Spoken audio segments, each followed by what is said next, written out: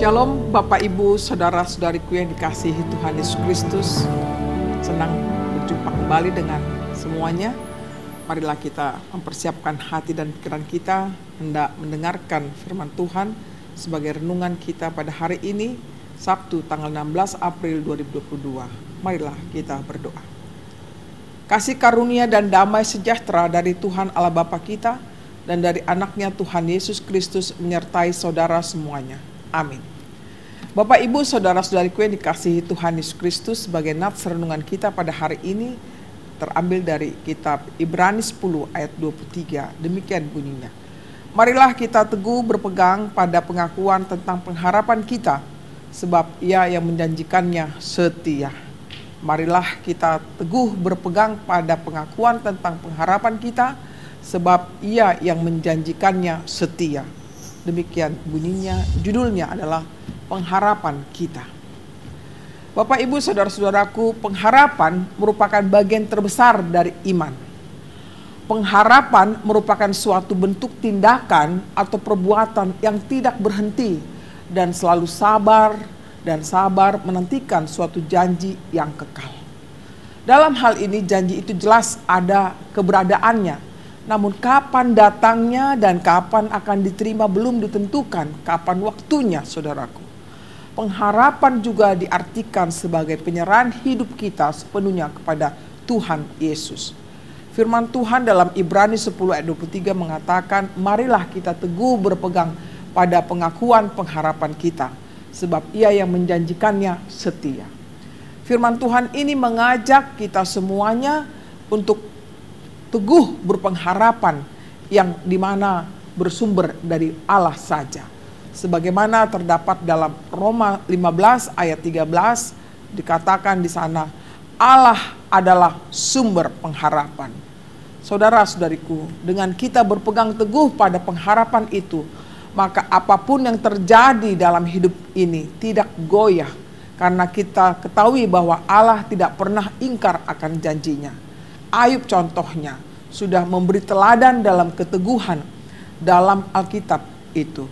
Sepertinya belum ada seorang pun di dunia ini memiliki kesetiaan kepada Allah seperti Ayub, sekalipun keadaannya sudah amat sulit sekali sampai pada titik nol, namun dia tetap memegang teguh pengharapan kepada Tuhan. Bagaimana dengan saudara dan saya? Orang yang berpengharapan tidak pernah kecewa tentunya. Itulah pengakuan iman Rasul Paulus dalam Roma 5 ayat 5. Oleh karena itu tetaplah kita berpengharapan pada Tuhan yang setia janjinya kepada kita manusia.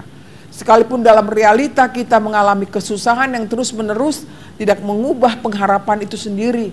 Karena kita meyakini akan janji Tuhan. Janjinya tidak ingkar sedikit pun. Oleh karena itu, marilah kita percaya kepada Tuhan yang adalah sumber pengharapan, karena janjinya tepat pada waktunya. Selamat mempercayai Tuhan dan kiranya Tuhan memberkati kita semuanya. Amin. Terima kasih Tuhan buat firman-Mu yang telah menyapa kami semuanya, yang mengingatkan kami hendaknya kami berpengharapan yang teguh kepadamu, karena Engkau adalah Allah yang menepati janji-Mu. Kau akan genapi sesuai dengan kehendak-Mu Tuhan, boleh terjadi dalam kehidupan kami anak-anak-Mu. Kami berserah padamu Tuhan, pimpin kami, dan biarlah kami berjalan terus dalam pengharapan yang pasti hanya kepadamu.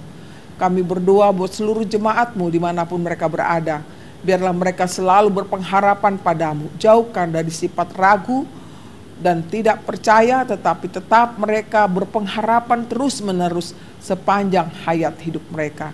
Berkati seluruh gereja-Mu yang memimpin gereja-Mu dimanapun mereka berada pada saat ini.